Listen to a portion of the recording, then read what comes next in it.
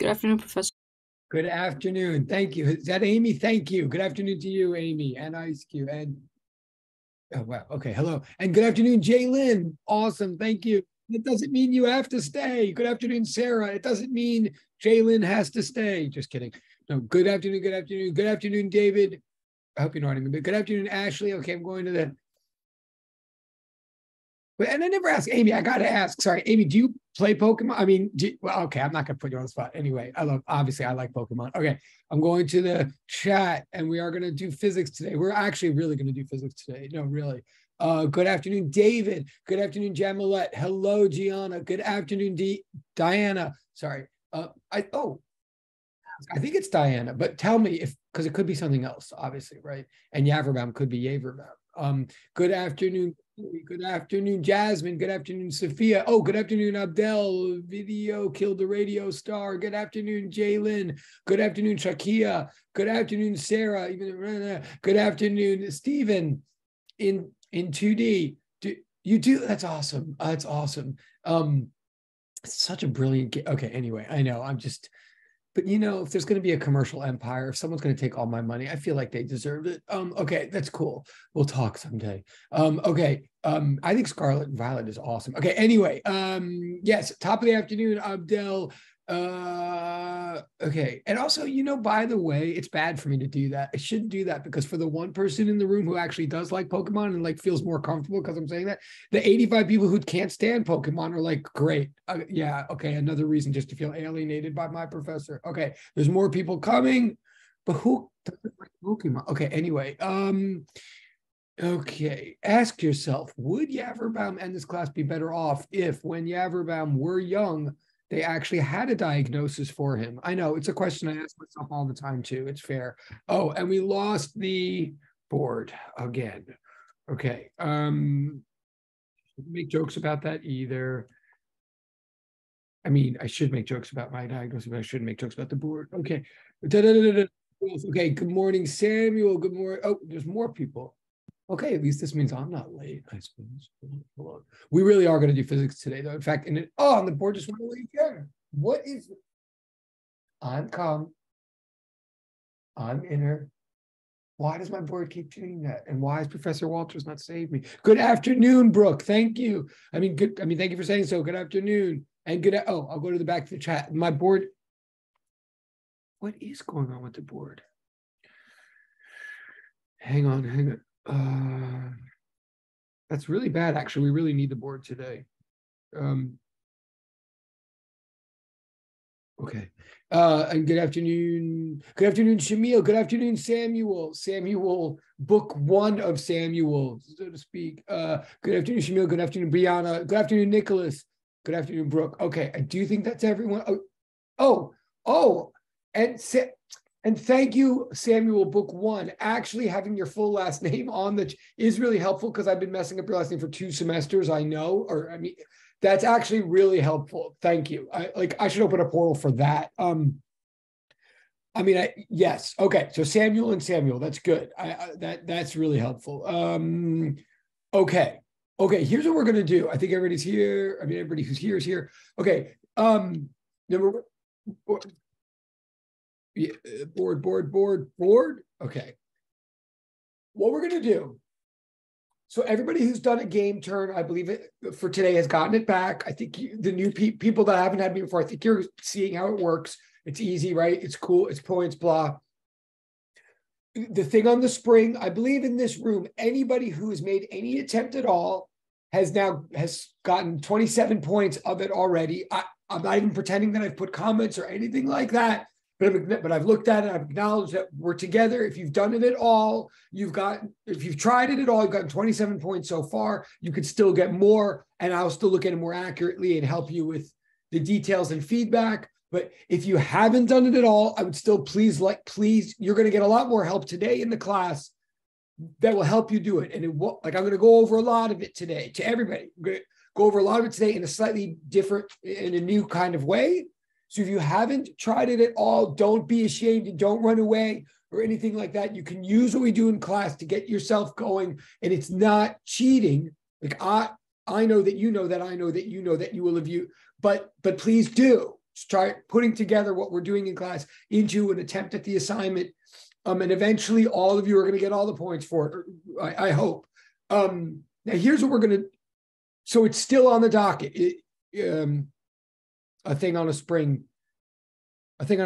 homework 1B is what I'm talking about. And there's nothing else new until we can get through that whole assignment. I've been warning you that we're going to spend some significant time on it, but I want to do that in a way that hopefully bores people less than sometimes it does. Wait, there's just one other thing I was going to say. Today would be a big, I'm going to explain how we're going to do this. Sorry. So what I'm trying to say is right now, I think we're on the same page. Like, I think for all of you, almost pretty much anything you've turned in so far, you've at least gotten some point acknowledgement for, even if not specific feedback. Like, I think everything that's coming to me has come back already, I think. And you can tell me in the private chat if that's not right. And still opportunity to do things. But where I'm going with this, someone's in the waiting room with Dinah. Not that Dinah. I mean, someone's in the waiting room. I never had to do this. I think someone's in the wait. Yeah. Okay. What we're going to do today is start plowing through homework 1 more, me showing you what I think you would do with the 5-step method to turn in homework 1. But here's how, but I think today is an important day to actually bear in mind all these other participation portals that have opened up that can be used at any time. I think today is going to be a day where different types of participation will be very welcome and helpful and invited, and might even inspire more different portals. Because what I'm going to do today, I'm going to start going through the rest of homework 1. I think there's a lot of material behind homework 1 that needs a lot of either review or refresh or expansion or explanation to everybody. That's been my experience in this class. But what I'm going to do is first just go through and do, like in a minute, I'm going to turn the page and start going through it and writing down the solutions that I think are correct, that I would give full credit for, that I would give in if I were a student. I'm going to do the solutions. And largely my first goal is that any of you who have done it already can get just the satisfaction of knowing if you got the right answers or the same answers as I did or whatever. Okay, so I'm just going to go through it. But I'm going to try to get to all of it except for the last question. But I'm telling you right now that I'm going to try to go a little faster than usual. I'm telling you right now that I'm going to do the solutions the way you would almost just find them on the web if you were just poking around for Chegg or something. I'm going to do the solutions as though all this physics had already been taught and were already clear to you, which I don't think is the case. I'm going to do it first as a pass-through for the satisfaction of everybody who sort of tried this or found things on the web or whatever, basically so you can see if you've done it right or not. And again, anybody who has not done this, you're perfectly invited to use whatever I'm going to do now to help you. But I'm also saying right now that I don't think what I'm about to do actually explains the physics that's being assumed. I think I'm going to use physics right now that in my heart, I know at least some of you could not possibly feel comfortable with or clear on, at least not based on what you've gotten from John Jay so far. So I'm going to put it on you I'm going to walk through the top layer first, like right now. I'm just going to go through. But I'm going to put it on you guys to either stop me while I'm going and say, okay, you're using this equation, but I really don't know where that came from, or I never understood that equation before, or I've never seen that equation before. I'm going to put it on you to stop me and tell you, or tell me, or you could certainly wait till the end if you want. You can wait till I get to the second last question. And then honestly, tell me in the chat or raise your hand or whatever and say, okay, fine. Like, yeah, I got those answers too, because I got them from the web, but really, I don't know what's going on in that solution for question 4 or whatever. And I really hope that people are honest about that. I could say more, but so, and I will tell you that when we get to the end of question 8, like if nobody says anything and everybody just accepts it, I'm going to be I'm going to find that a little suspect, but I'm going to, okay. So anyway, I'm going to walk through to question 8, do the solutions a little bit quickly. You don't have to stop me then. You can wait to the end or whatever, But the flip side of what I'm saying to everybody is, if what I'm doing seems a little too fast or a little too fuzzy or seems to assume things, I agree with you in advance. And we're not going to move on to homework 2 until we've backed up and re-expanded certain things in what I say right now. So it's better if you tell me where to re-expand than if I just expand everything.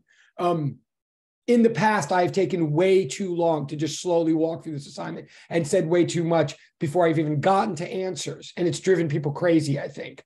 Okay, so I'm giving answers essentially first. Then I hope you stop me and tell me where to expand more so I don't expand everything. But then I'm going to go back and expand at least something. I hope that's clear what I'm saying. Okay. So is it sort of clear what I'm saying is going to happen? Like, can you just electronic hands if you get what? Okay, cool. Thank you, Ashley. Awesome.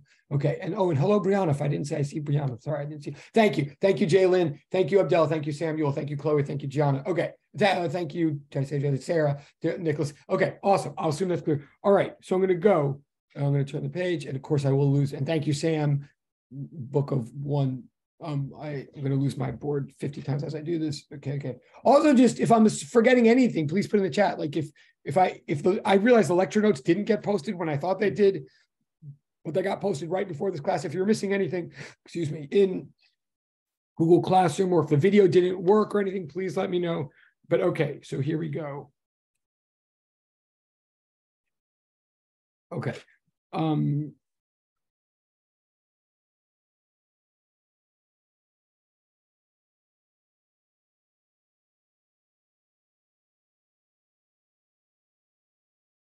Okay.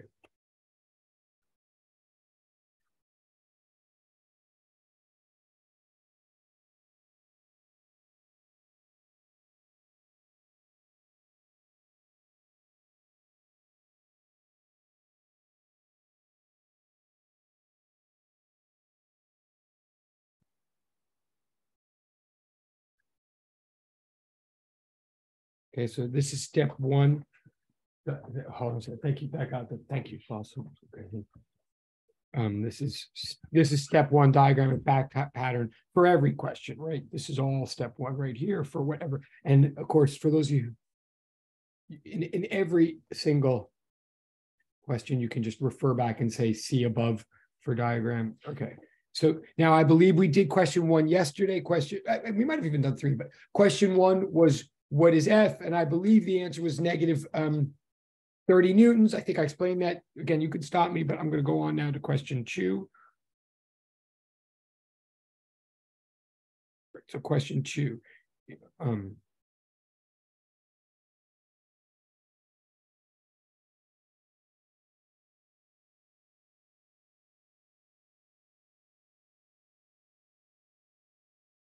Right, so this is, stop me if I'm on the wrong question 2, but I think, so the question for question 2, what is the question, is at x equals 0, at x equals x naught, what is A? Okay, so this is essentially a plug and chug, but sorry, actually I'm going to go to the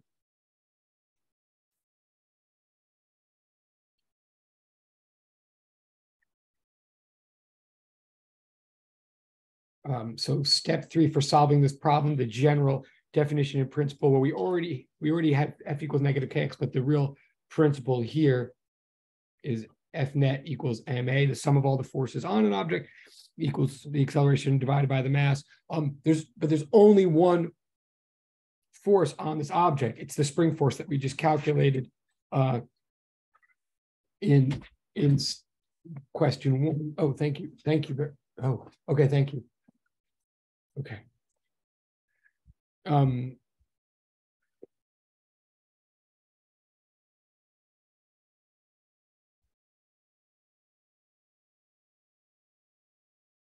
So step 4, when I just switched from sum of the forces to, when I just switched from net F equals ma to F equals ma, like that, I made that switch because there's only one force acting on this mass. Like the law is that all the forces acting on the mass together produce the acceleration, but here all of the forces acting together is simply just one force, just to make that clear, right?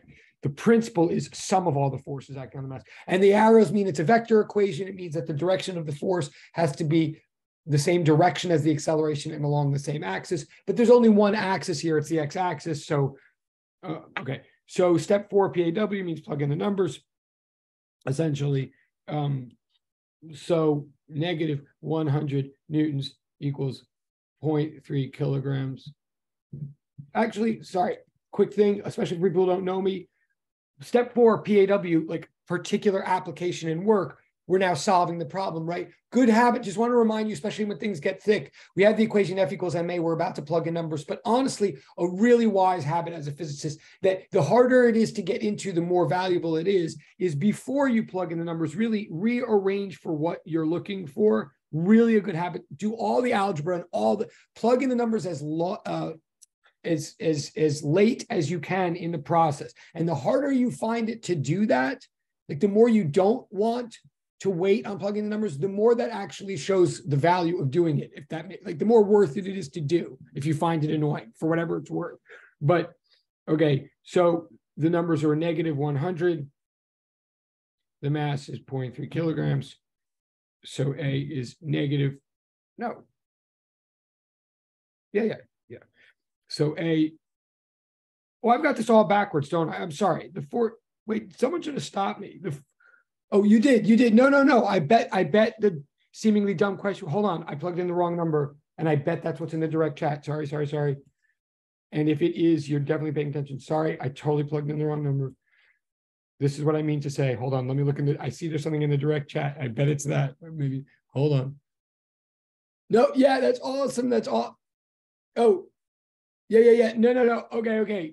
Not a dumb question at all, direct chat person. And you should totally, this is what I want. And the more people are doing that, because I think I go too slow for some people, or I say too much about seemingly irrelevant things to some people. I could do it more like this if more people like hang with me and stay with me and show they are. So thank you, direct chat person. And please put that for participation. But yes, I made a mistake. I think it's correct now. I think it's clear now. I hope it's clear now. So this is my answer for that one.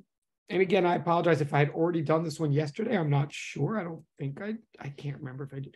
But okay, A equals negative 100 meters per second squared is the answer for question 2. And then, great question in the direct. Hey, maybe this is working. This almost feels educational. Okay. And this direct chat person who just put in a question, you definitely put this in for points. And then when I answer it, if you say thank you, that's more points too. Or if you say got it. Okay, so someone in the direct chat is asking, how do I got the units? That's actually great on many levels to be tracking that. So, all right, so right, I'm saying I've got A equals negative 30 newtons, because that's the unit for force, over 0.3 kilograms. And yes, suddenly I went from newtons divided by kilograms to meters per second squared. Right, I did. Now, why is that legitimate? Here's why. Or I think that's what the person's asking. Like, if you go to Newton's second law, F net equals ma, right? What the units, so force equals mass times acceleration, net force equals mass times acceleration. So the units of mass are kilograms. The units of acceleration are meters per second squared, right? And those are very different units without a doubt. But the unit of force, one unit of force is defined to be a Newton. It's defined to be a Newton. And that means that 1 Newton of force is literally is equal by definition to 1 unit of mass times 1 unit of acceleration, i.e. a Newton literally is just a combined composite unit of kilograms times meters per second squared. Therefore, a Newton divided by a kilogram literally is a meter per second squared. So, I mean, I guess I'm almost saying it's by the definition of the unit of a Newton, which comes from Newton's second law. Tell me, but so cool, awesome. Okay, great. Oh, okay. Great. So things are happening. Wow. Maybe I should teach like this all the time. Okay. Yeah, like maybe I should teach by like actually teaching. I don't know. Okay. Yeah, because there's now a question. Okay. So now there's a question in the direction. Hold on, let me just respond to something. Hold on. Oh, okay. There's a lot of things happening in the direct. Holy crap. Oh, excuse me. Wait, this is great. Okay. Bear with me for 1 second. I'm gonna, and again for the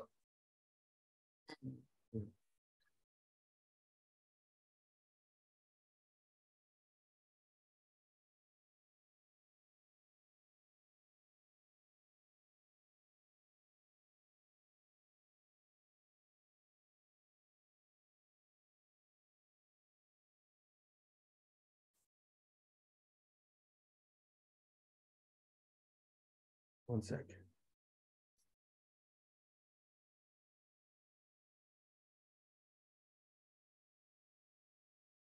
Okay. Okay.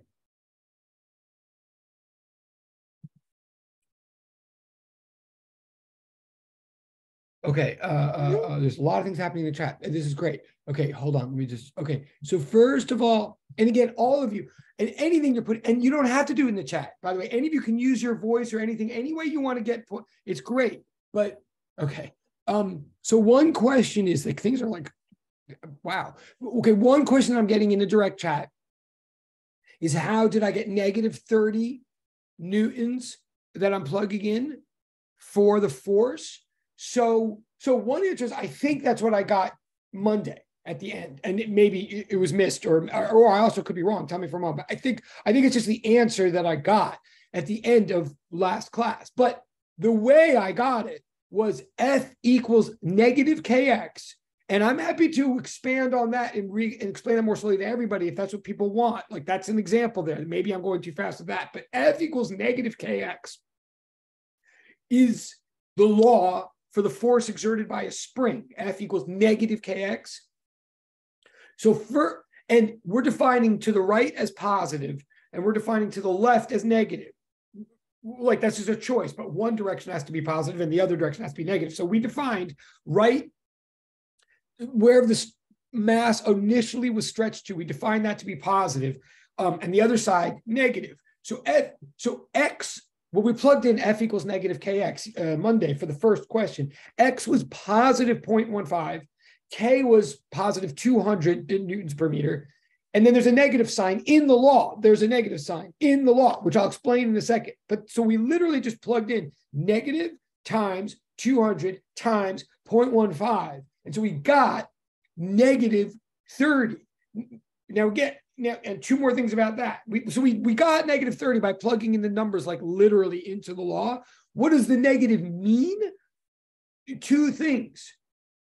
Well, first of all, it always means direction in physics. So when we say that the force is negative 30 newtons, we're saying that the spring is pulling on the mass with 30 newtons of force to the left. It's just literally saying that because, well, yeah, it's just saying that the spring is pulling it to the left toward, it's trying to restore the edge of the spring back to its equilibrium position, its resting place.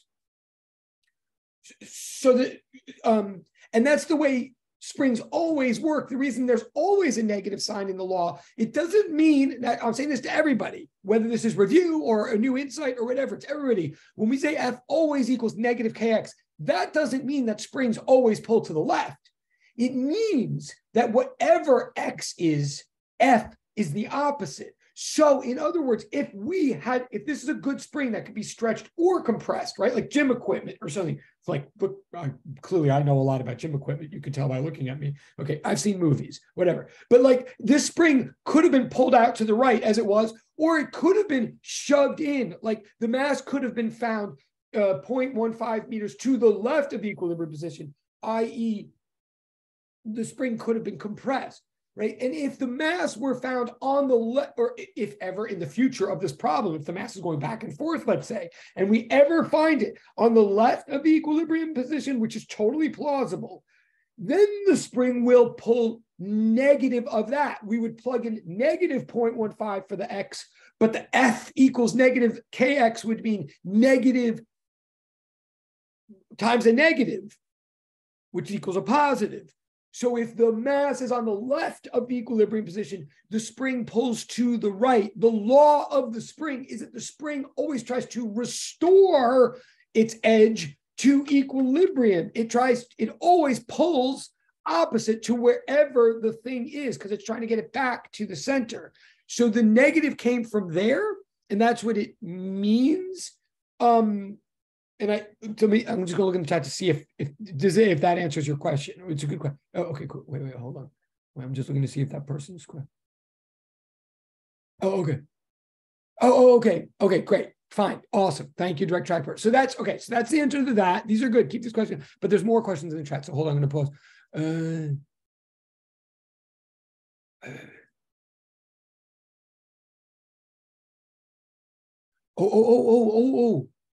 Okay, wait. Oh, these are really good. Okay. Wow. It's funny. Okay. So then there's another question in the direct chat. And by the way, again, I'm perfectly happy that they're in the direct chat, but don't think it has to be. Or let me put it a different way. Everything that's in the direct chat so far, I don't think anybody should be embarrassed by. I mean, just for the record, I think these are totally legitimate questions for whatever it's worth. But okay. So this other question in the direct chat is, I understand the problem, but where does position come into play? Okay. So let me, and someone's raising their hand also. Okay, let me just get these. And then one thing just to remind everybody, I'm starting here with question 2 because in my mind, we had done the one question I think we had done on Monday, maybe in a haphazard fashion, was question 1. And I think Monday we plugged in F equals negative KX. And we plugged in 200 for K and we plugged in 0.15 for X. And I believe we got negative 30 Newtons. So I'm already assuming that going into this, that's one thing. But now questions. So that might be addressing some people's confusion. I already have the answer from Monday. But then, so this is very interesting. Someone's saying in the direct chat, for this problem, X equals 0 meters. But for the next problem, I think X would be 0.15 meters. How does that get factored in? Okay, it totally does get factored in. It certainly got factored in question 1, like we did in question 1. We plugged in 0.15 for X in order to get F. Now here in this question, directly, and I see what's going on here with this question. Here in this question 2, X is not being directly factored in at all. Not directly, because we already factored in question 1 to get the force. I mean, we are talking about a particular X here, and our answer absolutely does depend on a particular X. We already decided what the X was in question 1, and therefore we got the F, and now we're using that F and getting an A. But here, and then we're going to do a different X for question 3. Whoever's asking this in direct chat, you are with me. But here's where I think you might be there's something slightly confusing going on. For this question, question 2, the board is about to disappear again. But look at it quickly before it disappears. It says at X equals X naught. We're solving here in question 2. And question 1 and 2, we're not solving for when X equals 0. We're solving for when X equals X sub 0. We're solving for when X is X sub 0, X naught, meaning we're solving for when X is the very first X. To be really clear, I'm going to write it on the board, but the board's about to disappear. To remind everybody, and this totally goes back to physics 1, but it's the kind of, there goes the board. Give me a second. What I'm trying to say is X sub 0 never means the same thing as X equals 0. What X sub 0 means is the value of X when time equals 0. X sub 0 always means the very first value of X, which sometimes in some problems could by chance be 0, but is not the case here. Here, the very first value of X is positive 0.15. Here comes the board. Okay. So I think it looks to some people as though I'm saying there, oh, we're solving for when x equals 0. We're not. We're solving for when x is its very first value of the problem, which here, like, so this whole problem begins, our observations begin with someone holding the mass away from equilibrium position. Let me say that more clearly too. X equals 0 means x equals 0. When x is 0, that's when the mass is at its relaxed place. The place where if we put it there, it would just stay there forever. The equilibrium position of the spring, and every spring has one. Every spring, wherever it just would stay, if you just placed it there, we call equilibrium, and we mark that as position 0.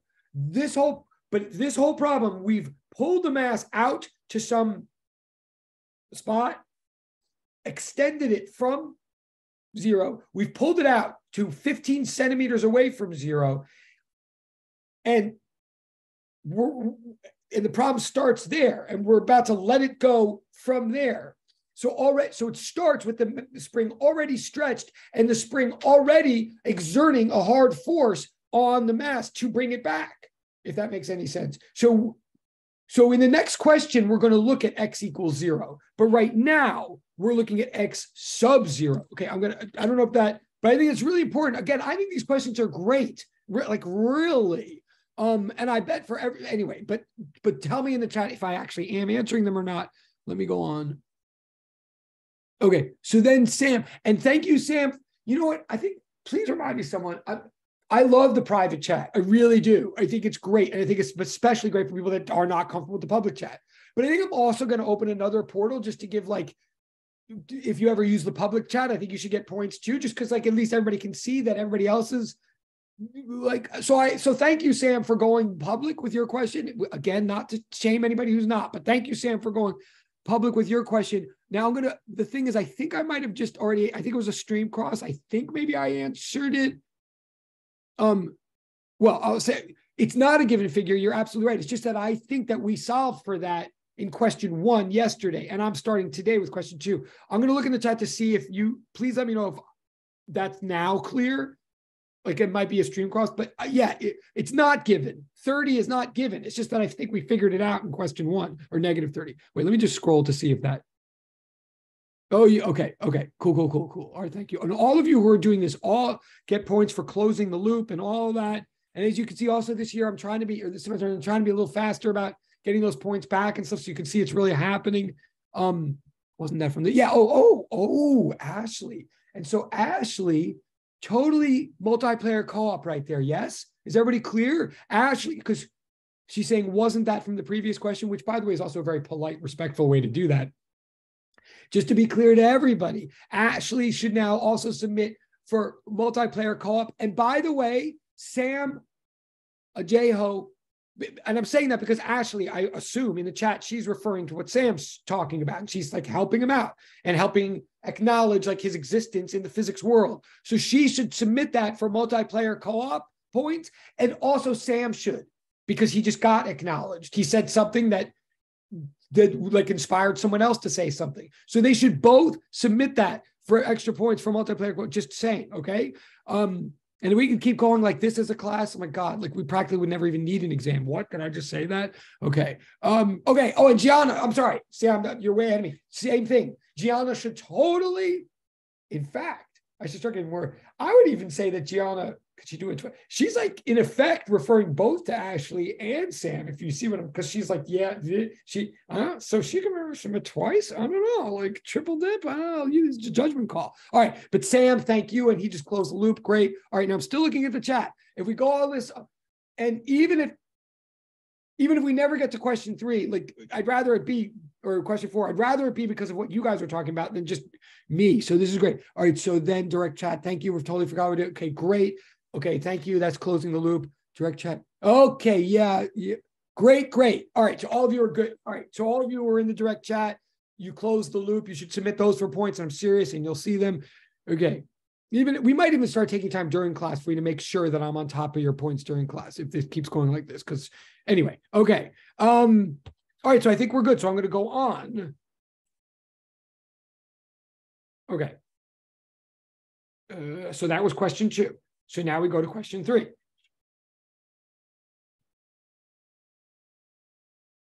And I'm still using the same diagram. All right. Now, one thing I'm going to start doing now to go a little bit faster. I think you all know the 5-step method. I really want you to tell me in direct chat or by text. If you don't know the 5-step method or you don't have a sheet for it somewhere, let me know. But I'm going to assume I'm going to keep using it, but I'm not going to keep labeling it in red with step 1, step 2. Okay, just to go a little faster. I'm just going to, so step 1, the diagram, we already have the diagram. You have to turn back a page.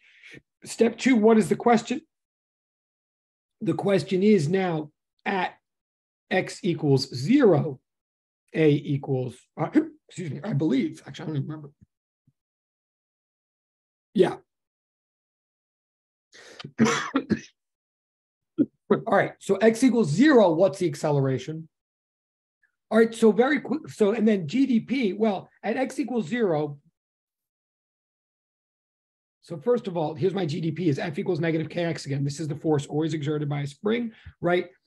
And now here's my PAW, my step 4, plugging in.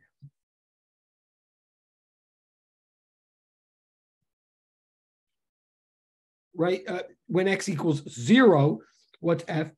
F equals 0. Now let's pause on that for 1 second. That's not an answer yet, but like that's almost a definition. Like that's what we mean by x equals 0. We mean the place where the spring is happy, where the spring is not trying to pull you in or push you out or do anything, where you would stay forever if you were placed there. Right?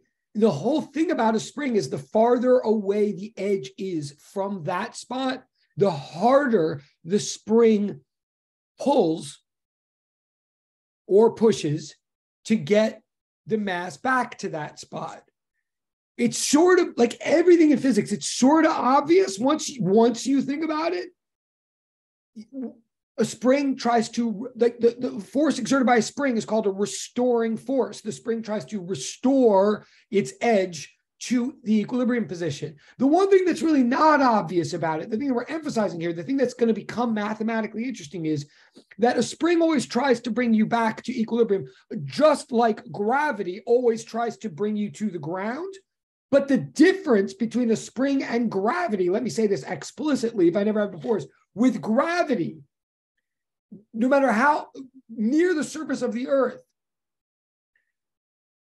no matter how high you are above the ground, gravity will still try to restore you to the ground with the same force, mg, right? If I'm 5 meters above the ground, gravity pulls me down with a force of mg. If I'm a 2 kilogram mass, it'll pull on me with a force of 20 newtons.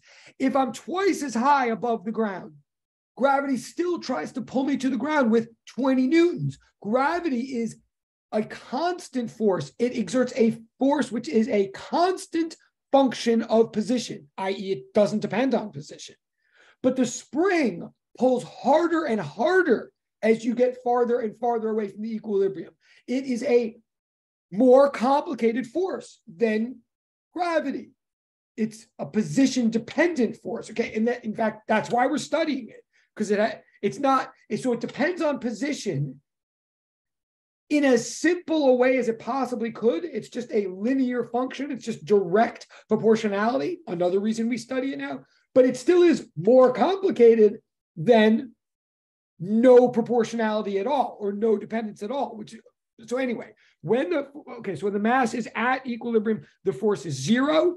Now we're being asked about the acceleration. So the acceleration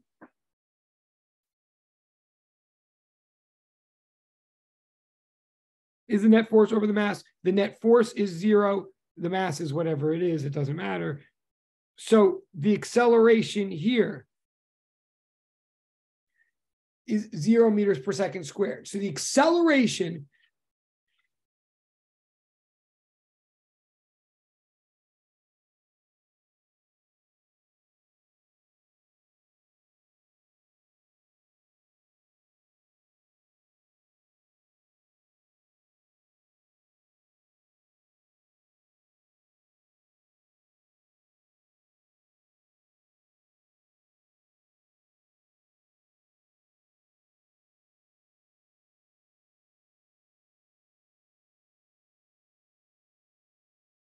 Okay. So I'm just saying at the equilibrium, the net force is zero.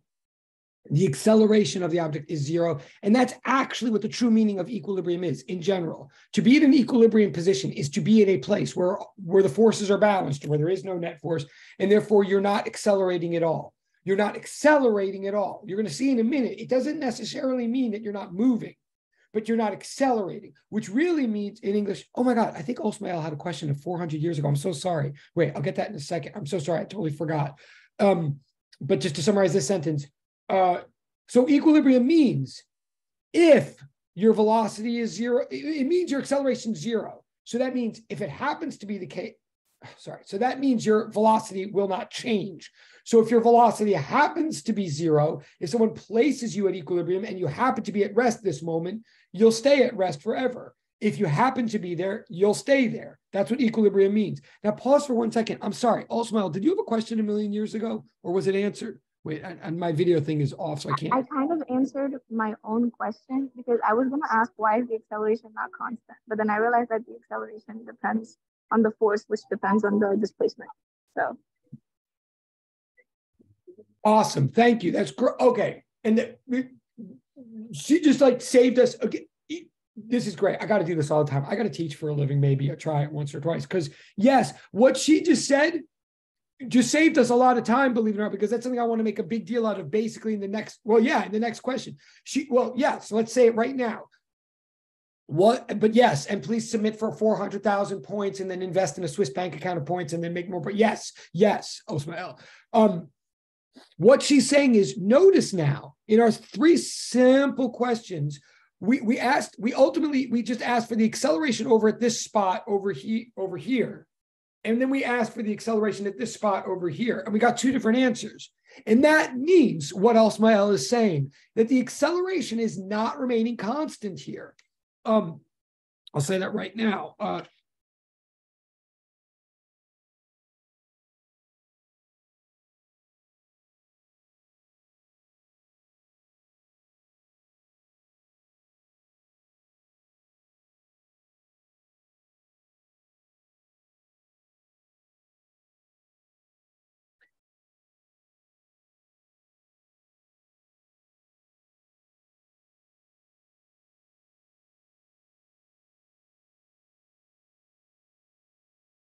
Right. This is so far things have been maybe sort of hopefully mathematically straightforward. And this is just a mass on a spring. But what we're seeing right now is a mass on a spring is a situation that cannot be described as constant acceleration. Therefore, a lot of what we spent a huge amount of time in Physics 203, a huge amount of time discussing constant acceleration situations and developing equations for constant acceleration. And none of that was a waste of time. It's all super important to physics. That's a whole big branch of physics is constant acceleration. And we need it as a springboard to everything else. But it's quite true. What this says right here, Osmael is saying, well, this is now a situation that is 1 step more complicated than all of that. Our force is changing at every position. Therefore, our acceleration is changing at every position. In short, this mass, as it's moving in from the edge to the center, it's getting faster and faster. I mean, it is accelerating. It's getting faster and faster for sure. But it's not getting faster and faster. It's not getting faster and faster in the same way, apparently. And that's important. So a lot of our old equations are not going to apply here. Excellent point. And yes, that's the nature of a spring. Or the nature of elasticity, which is one of the reasons we study it. Okay, I'm going to keep going. Okay, so now, that's going to help us for question 4 now. Question 4, I believe, says don't stop me from wrong, but at x equals 0. Okay, v equals what? So this is exactly Osmael's point now. So the thing was sitting out here. It was being pulled in at an acceleration rate of negative 100 meters per second squared. And let me reinforce, I might have said this Monday, but let me reinforce that negative sign on the 100 simply means it's accelerating toward the left. It doesn't mean it's slowing down. It isn't slowing down. It can't be because it's starting with a velocity of 0, and apparently it's going to start moving now. So it's building up speed, but in the direction of toward the left. So it starts moving in and it's getting faster and faster, and it's going to get to the equilibrium position. And we're asking now, how fast will it be going when it gets, oops, someone's here. How fast will it be going when it gets to the equilibrium position? Okay, so first of all,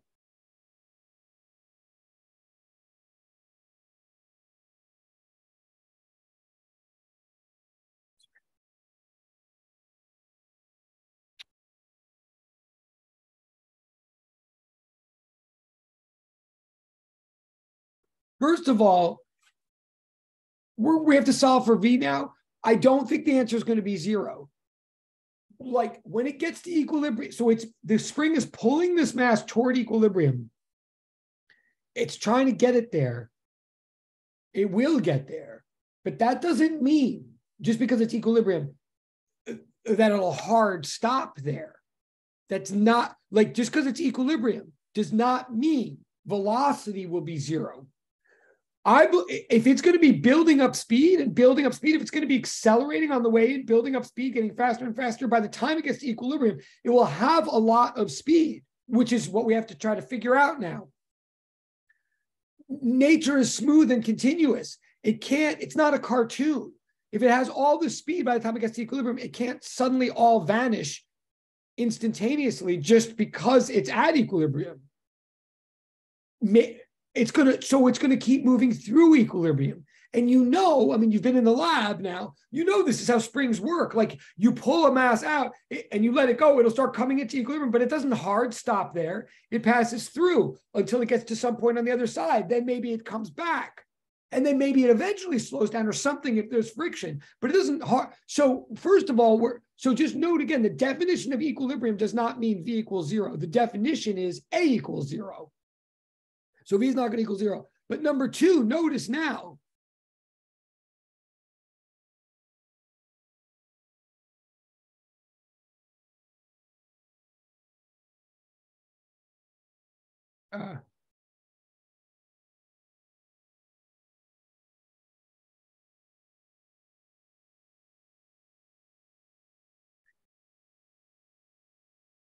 Notice now, in order to get the speed at equilibrium, you might even remember there are certain equations that have speed and acceleration related or things like that. You might want to plug in those, but the point of Olsmil's observation is you can't plug into a kinematic equation now because A is not constant. So we're going to have to do something different. This is where I'm going to tell you what I did, and then we'll circle back and explain it more. But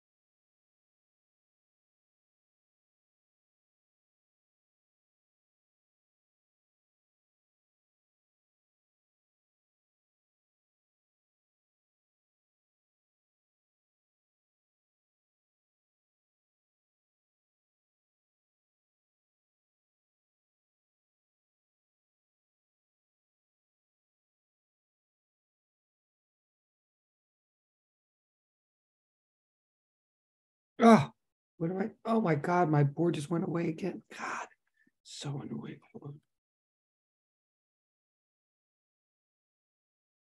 on. Okay.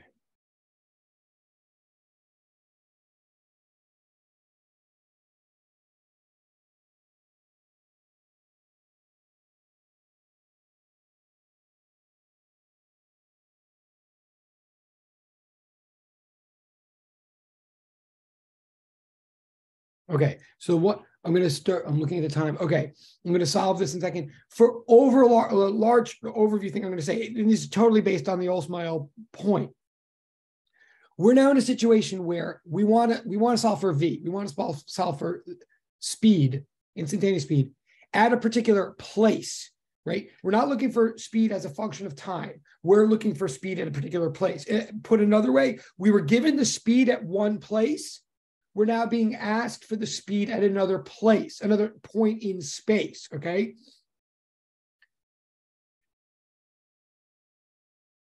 We're being asked that in a situation where force, and therefore acceleration, changes from place to place.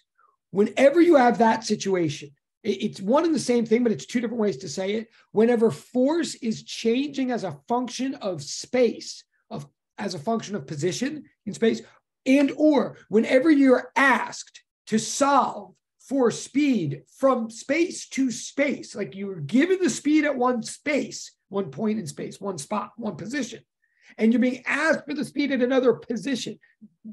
That type of problem, when you can't use constant acceleration equations, when you can't use the constant acceleration way of thinking, we next always consider the constant energy way of thinking.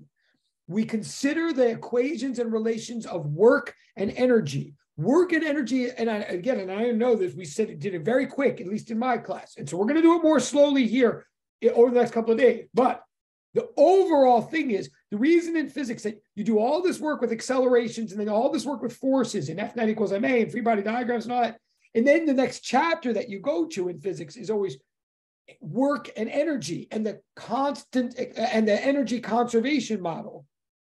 It always seems like a left turn. It is a left turn. The bottom line is we're always looking for something that's staying constant throughout a bunch of changes. In physics, we're always trying to solve for something that's changing. And the way we do it is look for something that's not changing. The first thing we hope is not changing in physics is acceleration. If acceleration is not changing, we can do physics pretty easily.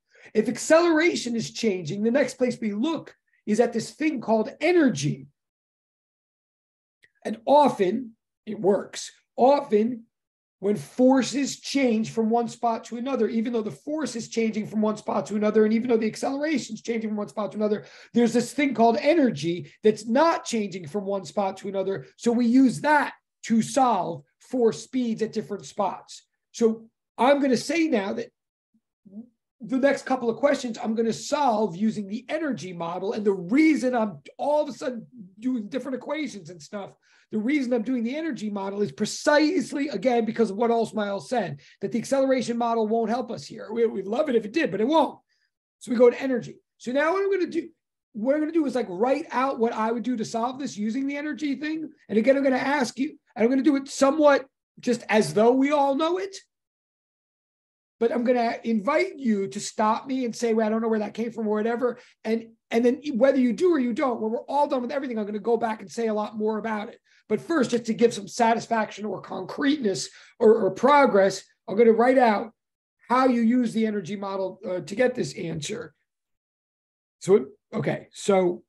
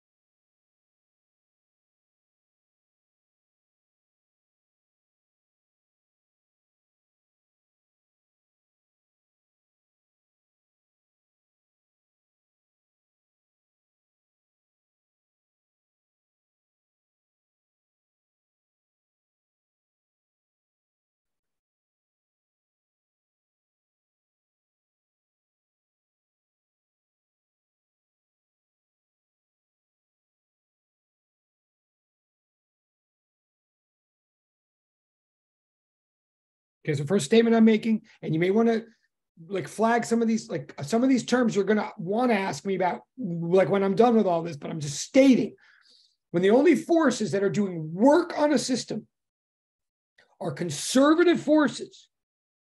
Clearly, at some point, I'm going to have to explain what I mean by work. I'm going to have to explain what I mean by conservative forces. But I'm saying when the only forces doing work on a system are conservative forces, then the total mechanical energy, again, something I'm going to have to explain, for the system is conserved, is the same number, is the same amount from place to place. Like what I'm asserting right now as a principle is if something is moving under the influence of only conservative forces, then the total amount of mechanical energy that thing has at any one place is the same as at any other place. Now I'm going to keep going. Again, I would hope, or I would think at some point people are going to ask me about these different words, but I'm going to keep going for a minute.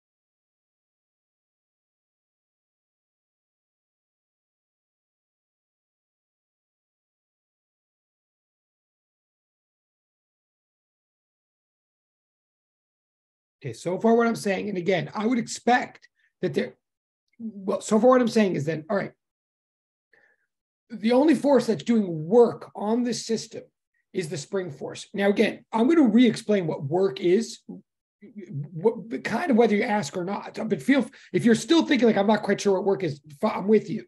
But I'm asserting right now. But some of you do know what work is, or some of you did look it up on the web or remember from last semester or whatever. So for the moment, I'm saying when the only force doing work, for the moment, I'm saying the only force that is doing work on this mass is the spring force. And now I'm asserting the spring force is a conservative force. Now, please flag that in your notes. I don't think to any of you have I defined yet what exactly I mean by a conservative force. And I most certainly will, although it'd be better if it comes from one of you than me to say it. But I am saying for the moment, the spring force is a, quote, conservative force. Therefore, whatever the total mechanical energy is at the original spot, x naught, must be the same as the total mechanical energy at the final spot, the equilibrium spot, x0. Total mechanical energy is designated with a capital E. What do I mean by total mechanical energy? Okay, I'm starting to define things now.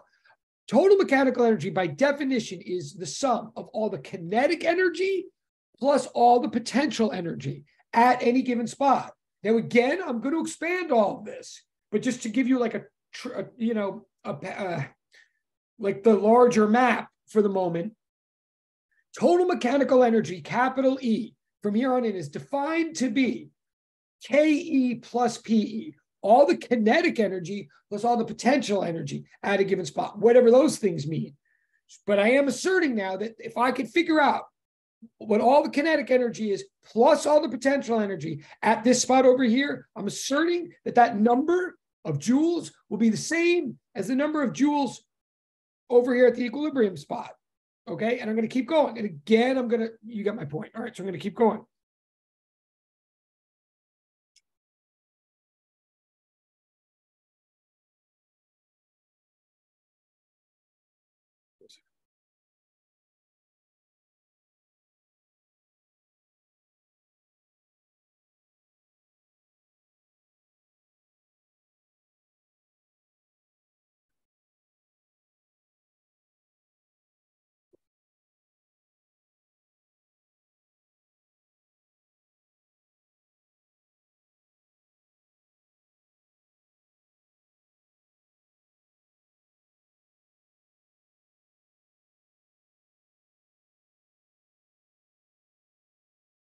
Okay, now I'm asserting again. Again, I'm going to expand these later, but I feel like this is more whatever.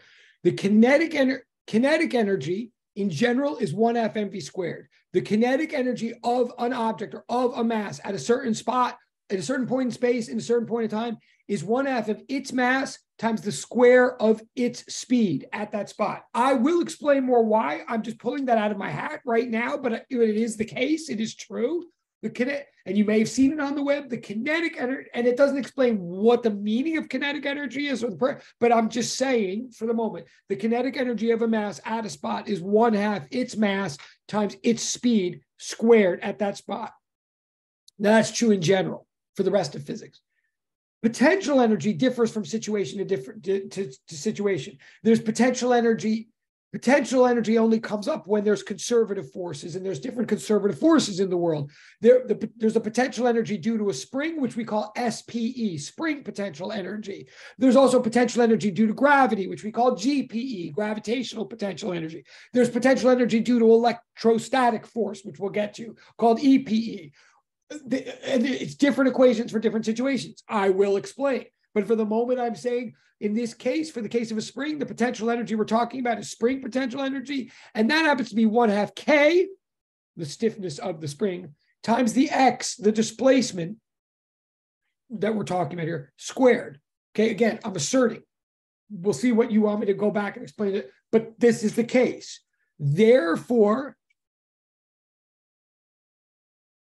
what I'm saying is,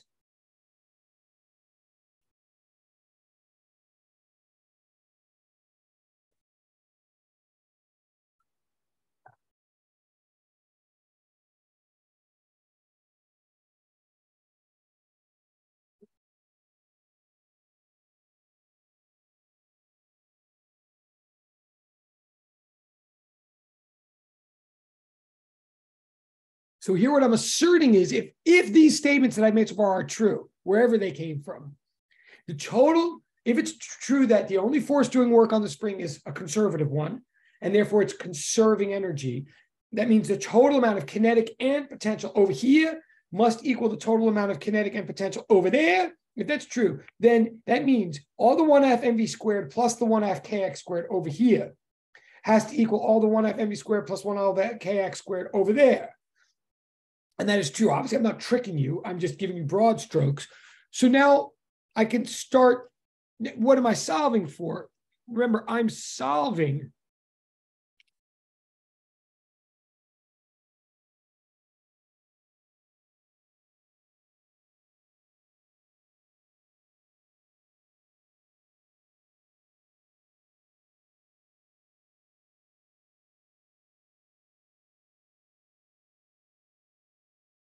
right? We're solving for the V at the place x equals 0.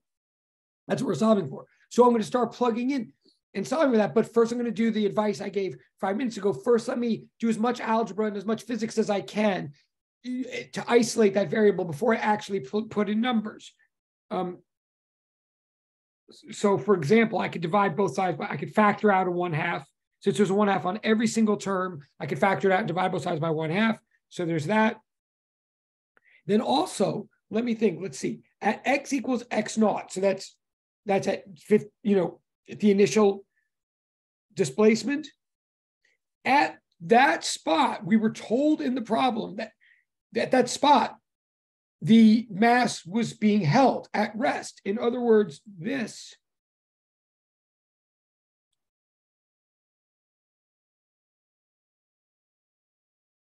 crosses out, right? V is 0 at x equals 0.15. Similarly, at x equals 0, like on the other side of the equation, at x equals 0, well, x equals 0, right? So this equation, so two big terms of this equation drop out. So the equation's easier already to deal with than it maybe looks. So we're going to the next page.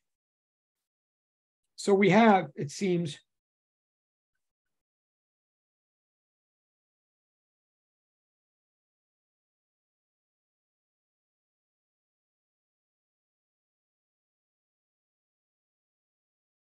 oh, sorry, and we already got rid of this.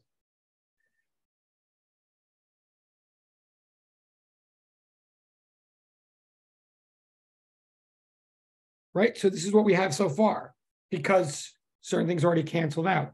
But the GDP that I started with is 1f_mv squared plus 1f_kx squared equals 1f_mv squared plus 1f_kx squared at two different spots, right? That's the GDP.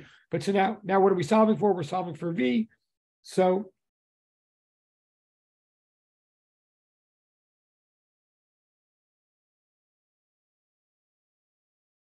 right, and now we can plug in.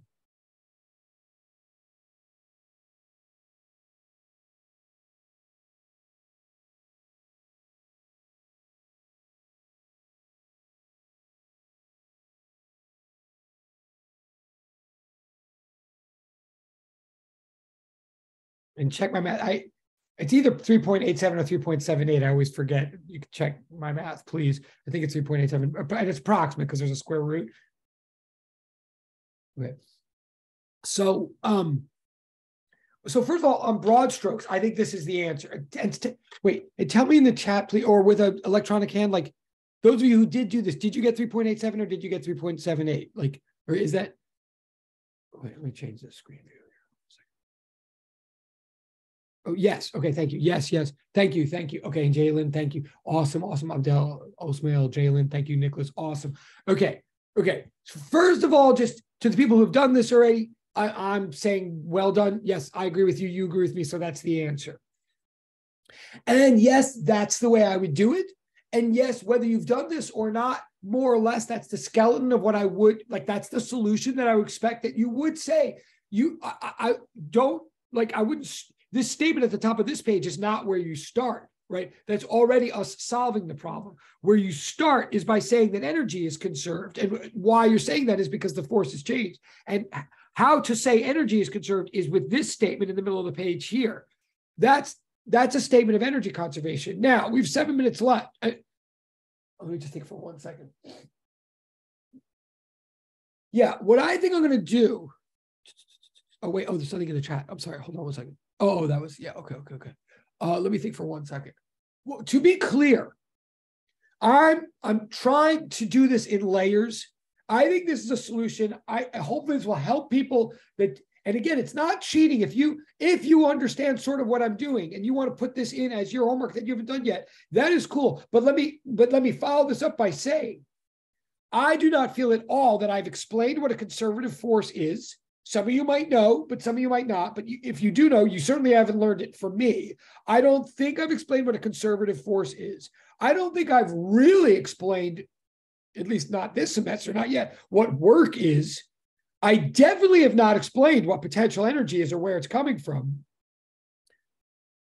And I haven't really, those three things, I also haven't really explained what work has to do with kinetic energy. Okay, so I think if everybody in the room says that they're not confused at all, and if everybody in the room is completely fine with this, I think someone's maybe being slightly dishonest with themselves, not to criticize, right? But I mean, hopefully we're somewhat fine with this, but I think it is still my obligation to back up and expand this. And okay. Yes. Oh, that's a great direct chat. Okay, boy, is that honest and helpful. All right, so left turn for a second. I'm not going to mention the person's name, but someone in the direct chat is saying, with finding the work done by the spring, work is 1f_kx squared, and then plugging that number into the network, into the idea that network equals final kinetic energy minus final initial energy, be a reasonable way to solve the problem as well. In other words, and the answer is, first of all, great question. Second of all, yes. I mean, the answer is yes. Let me say to everybody. Someone in the direct chat is asking, like, actually, do you have to use potential energy at all? Could you just do this with work equals change in kinetic energy? The answer is absolutely you could. You do not have to use potential energy. And sometimes I don't, in fact. That's great. The only reason I am using potential energy here is as an excuse to teach it because we need it for other things later. So I wanted to put it in here to see if I get questions about it or see. But that's great. That shows you really know something. You absolutely could solve this problem without using potential energy. That is true. And that really does show that you know something. Okay, so cool. Yes. Thank you. And cool, closing the conversational loop. Cool. I am going to back up for everybody. I absolutely need to explain what a conservative force is, whether people think I do or not. And I absolutely need to explain what potential energy is for later. So I will, but that question alone shows that I think this skeleton is going to hold for the moment. But I do want more questions about it. And again, if you put this in your homework, if you haven't done it yet, anywhere in the skeleton that you're not comfortable, admit that, write it down. I mean, ideally look on the web to try to figure out more, but admit to me where you don't fully understand this, whoever, you're not the direct chat person, but just people in general. And I have 3 minutes left, so I'm not going to start a big topic right now, but I am going to actually, with 3 minutes left, I'm just going to continue this, hopefully concrete satisfaction, and get the next question, question 4. If you're following that at all, we can do question 4 very quickly. Question 4 is when the speed of the mass instantaneously reaches 3 meters per second, what position is that? Right, I believe that's the next question. And the reason I can do this quickly with 3 minutes left is, if you followed question 3 at all, then the procedure, the method for doing question 4 is identical, but you have to be careful. I'm going to tell you right now the correct answer for question 4. I'm going to get it. The correct answer is not 0.116. A lot of people get that because they do there's a common error. The answer, I believe, is 0.095 meters. Let me just show you quickly, but we're going to circle back to all this next week. But to do question 4, we say the same thing again, that the energy, we say the total mechanical energy at one known spot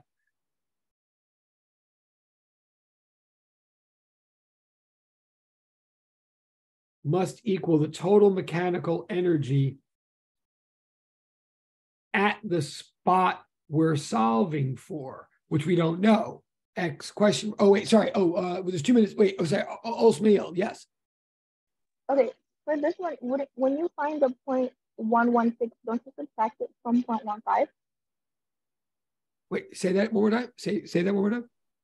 When you get the 0.116 for this question, don't you have to subtract it from the 0.15? You get the final? Oh, I see what you're saying. Okay, well, as long as if you do that, I never thought of it doing that way. That's interesting way.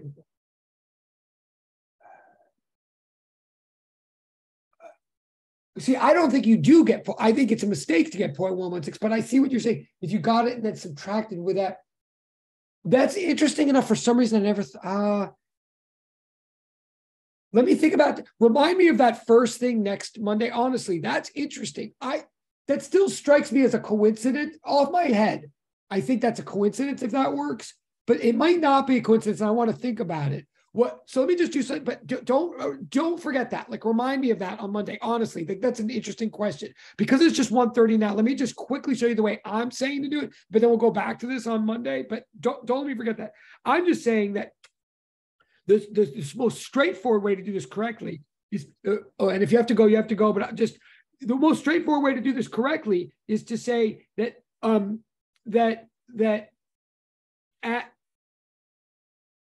that we know at the initial spot, the V is 0. So that term cancels out like before. But on the key point I want to say to everybody, because I know it's 1:30, is if I do the exact same method, I'll do the exact same method, but I can't cross out 2 terms. I can only cross out 1 term. In other words, the total potential energy at the far spot equals the potential plus the kinetic at the spot I'm looking for. Let me say it one more time. We'll pick up on this on Monday because I know it's 1:30. But what I'm really trying to say, a common error, what you cannot do, here's what I want to say to everybody. For this one, you cannot just say 1/2 mv squared equals 1/2 kx squared. That's a common error. Because at the spot we're looking for, at the spot where the speed is 3, the speed is 3, v is 3, and the spot, we don't know, we're looking for, it's x, but it's not 0, it's not the equilibrium. So there is potential and there is kinetic at that spot. We have to solve for both. So we have to literally say kx squared where we're looking for equals kx squared at the edge minus mv squared where we're looking for. I'll leave it at this. I know it's 130, and I will remember, or she'll remind me of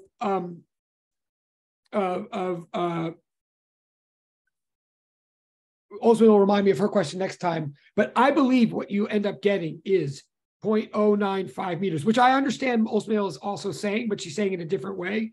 But we'll pick up on this. I think these questions are great. I prefer that we're doing it this way. I think this is good. I know it's 1:32 now. I'll hang out for a minute for anybody, whether it's Osmail or anybody else, but we'll stop with that. Thank you for being so patient.